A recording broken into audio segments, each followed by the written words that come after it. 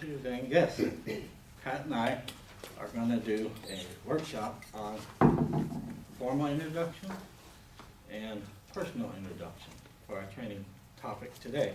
Ready, Pat? Ready. All right. Hey, Pat, I need to do a formal self-introduction for an upcoming meeting. This is really important because we all know how important first impressions are. I may just have some information that you could use. Really? I mean, I don't want to mess one up. It could aid in my promotion in the future. Well, you know how I get in front of a group of people. Well, the main thing is to practice, practice, practice.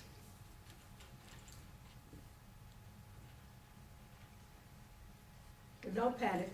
I've learned a few things in Toastmaster. It may help you. For one, you have to state your name clearly when you're doing a self-introduction. And place yourself whether you're at a Toastmasters meeting or a business meeting or even at PTA. You want to place yourself and let them know where you're from and, you know, the position you currently hold and just what do you expect to get out of your goals during the meeting. And then you can also share a little background during your self-introduction, something that's relevant to the purpose of the meeting, of the group's meeting.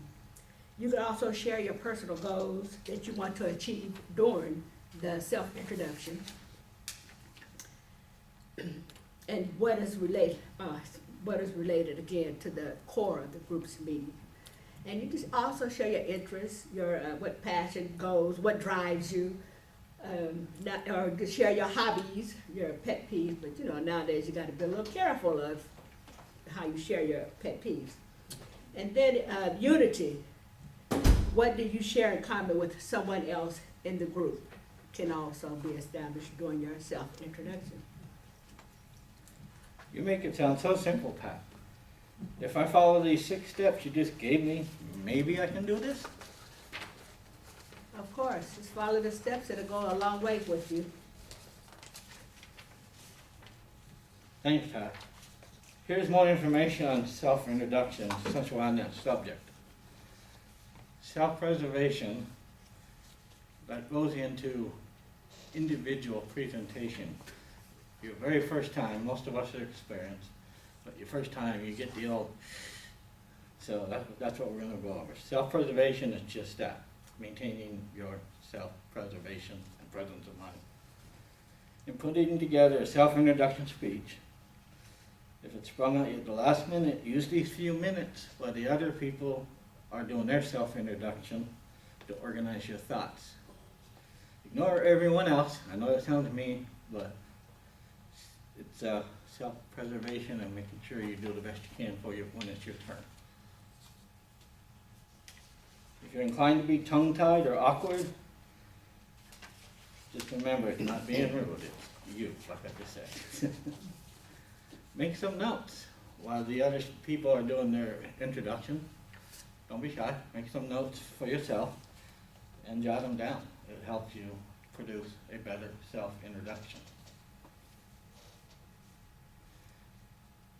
Start with your name, where you're from, your interest, and background, like you covered a bit a minute ago.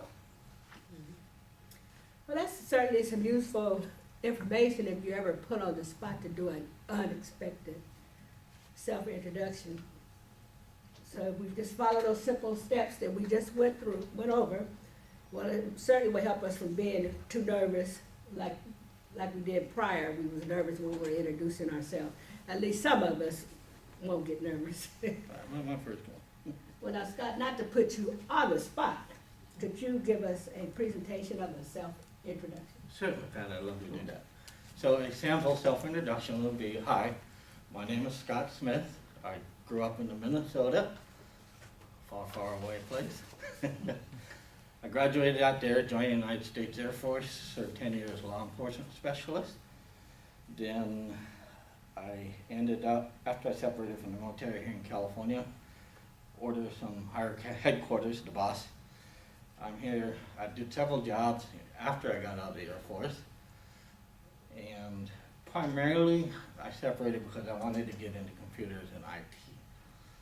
I've done that for almost 10 years, and now I'm in a whole different ballgame. I work in RDSS filing division, and I'm a tax program assistant, full-time employee, and I'm establishing my future goals. One of them is being here with you all at Toastmasters so I can learn.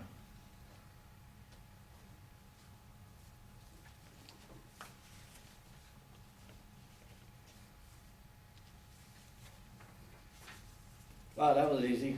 Following these steps we discussed made it much easier. Now, I'd like to go over the formal introduction phase. The formal introduction, the main difference between the self and the formal is you need to gather information in advance about your guest speaker. All of us have our qualities and specialties, and we don't want to do unjust damage to somebody. You got to give credit where it's due. That's why we're going over the guest speaker portion. Some examples. Well, actually, first thing, ideally, you want to get a hold of your guest speaker ahead of time and address them and say, sir, ma'am, mister, you're coming in on such and such date. Is there anything specific you would like me? I'm going to be addressing you to the group and introducing you formally. And ask them if they have anything to add or anything not to add. Because some people, have individual things like a title, doctor, or judge, or your honor. The guest speaker may or may not wish a short biography.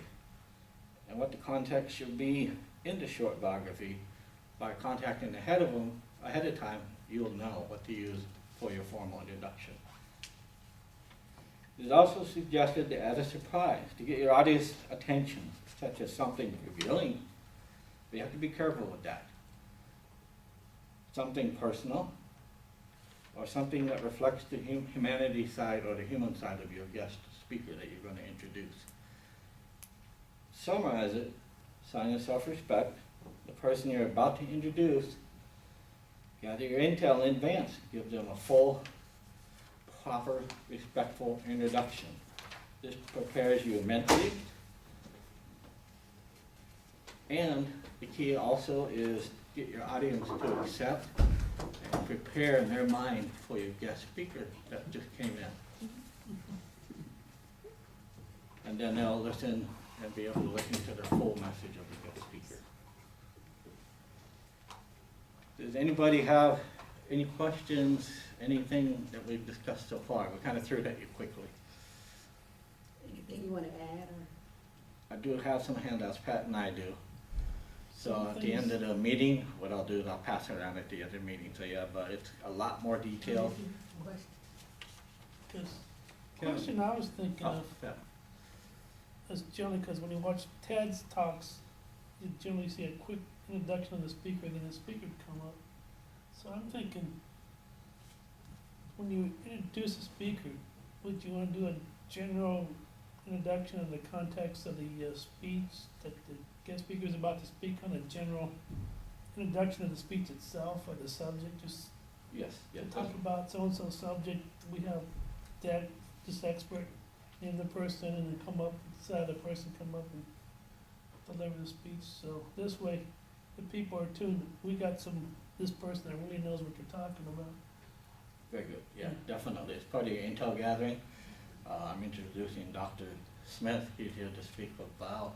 But for me, and I'm not 100% certain, but I would think you want to get a little insight on that person's personality, just kind of see how much of their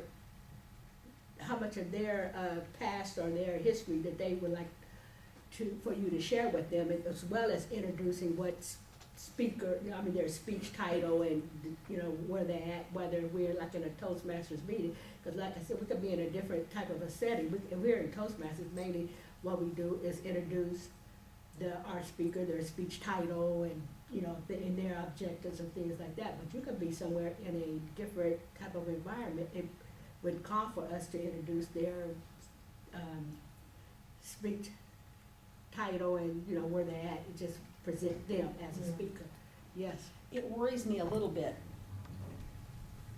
because you don't want to give too much away. Right. So I would think your best avenue might be to go over your introduction with the speaker to make sure you're not saying anything that they really don't want known until they say it themselves. Yes, we I'm sure kind you already of went through went it. over that already, Yeah. but that's a good Very good suggestion. information, yeah. Yes. Reg, you had a question? I did, Uh, sorry. Would you say that like when we try to like introduce the speaker, are we trying to like warm up the audience before the speaker come up Yes. and give the speech? Yes, exactly. Proper, this is giving full credit where credit's due. And it's a setup for what they're gonna be speaking to you about, be it a Toastmasters or another professional type meeting of some form. Because I think if we introduce them correctly, they don't have to try to justify themselves, it's already kind of laid out for them. So, just as, Yes. go ahead, Chris. You've been waiting. Just as kind of a clarification in my own head. So it sounds like in certain circumstances, and maybe to some extent all, but help the speaker establish their credibility. And so that to me would be a little bit different than speaking to what they are talking about. It's like, why have we invited them here, and why should we be listening to them? Is that? See, given some of their history was that's why I was thinking like it all depends on the type of meeting or whatever, to whether you would give so much of their history or just what their purpose is. Situation dictates is the best answer to that. And my question is, would you introduce the President of the United States any differently No. And For me, than any other person you're introducing? yes, I would. You would, and how so? Because he has a title, the president, and let me introduce the president of the United States. But wouldn't you introduce someone that was like, the Bishop of Canterbury, wouldn't you give him the title and introduce him as well? Yes, I would. So in theory, the president wouldn't be introduced any differently than any other nobility, if you will. If they, well, for me, if they had a well, yes, because a title, if it could be a Title, yeah. Mr. or Mrs., but you would want to introduce them by their title if that's what they want. I think it's fair to say that as the MC of the Toastmaster program, when you are about to, ask the speaker to come up, would you share a bit of information about that speaker? I think it's better and it's fair for it to be partial. It does not matter if that person have like a good title or not, because whenever people come up there, they actually have a lot to share, and I don't care like if you have title or not. So. So then don't put president before the name, just call him Bill Smith. Well, Here's Bill Smith. President Bill Smith. kind Like of, doctor, Some titles are earned. yes, Yeah. so I would situation. want to introduce them by their title. I would want to introduce anyone the way they would want to be introduced, because if I had someone that I was going to introduce, in a different type of setting, I would get their information from them first, ask them how would they like to be introduced. Mr. Trump might not want to be addressed as Mr. Trump, President Trump, Yeah, so. yeah. Well, I Yeah. just throw out there, in a lot of situations, there are protocols. And so that's part of what we're trying to tease out of that person, is what is a proper protocol in that situation? Do they want to stick with that protocol, or do they want to deviate? To an extent. And one thing's got a feedback that I noticed that I myself has been hit that feedback several times over again, so I'll pass it forward, is when you're introducing yourself, I see you swaying and occasionally looking down. That's something you gotta try to clear out, because my problem is, I'm looking down because I'm ready to crawl into a hole right at the moment. But when you try to push that aside, and for the moment, put yourself up in front, look at the audience, and speak with total affection. I'm Scott Smith. This is what of course, you're going through your details, but even while you're thinking, try to avoid looking down and avoid swaying, because I know that's a nervous kind of reaction to, Yeah, that's Avoid- natural. right, but I think it's something, unless you got some other internal thing that you may have, because I know I have some internal things that causes issues. For example, I can be in the middle of a sentence and stop right there. But if you can think about it and try the best you can to correct that, and stand and look at the audience, and maybe look at the audience individually instead of looking down.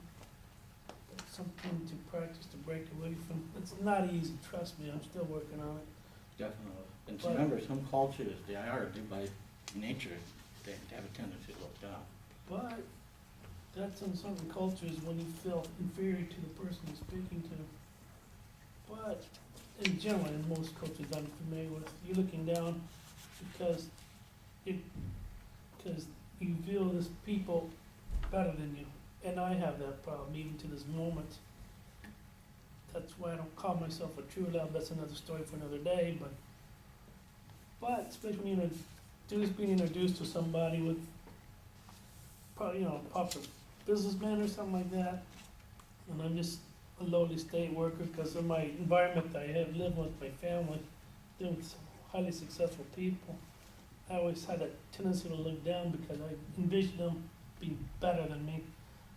But I have to learn even now to try to say, at the moment, I'm equal to this person.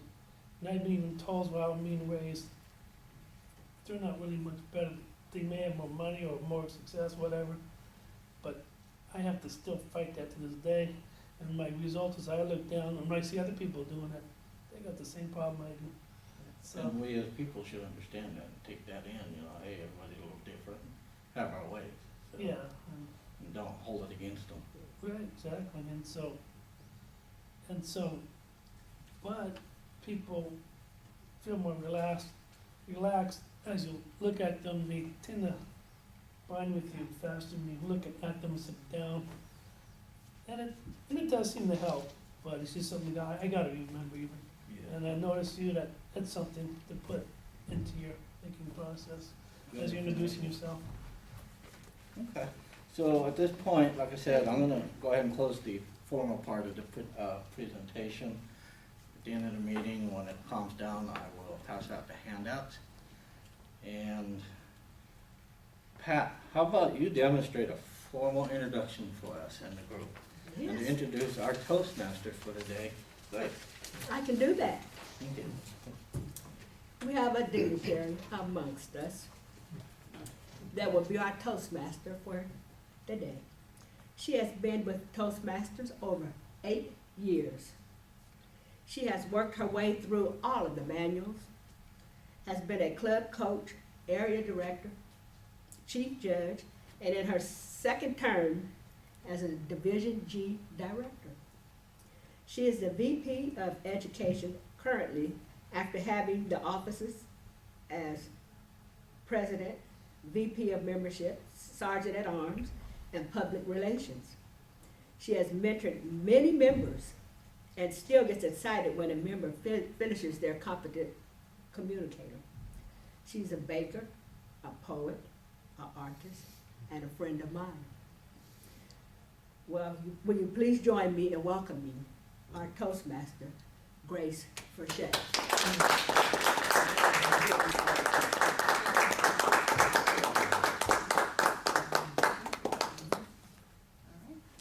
Thank you very much. Well,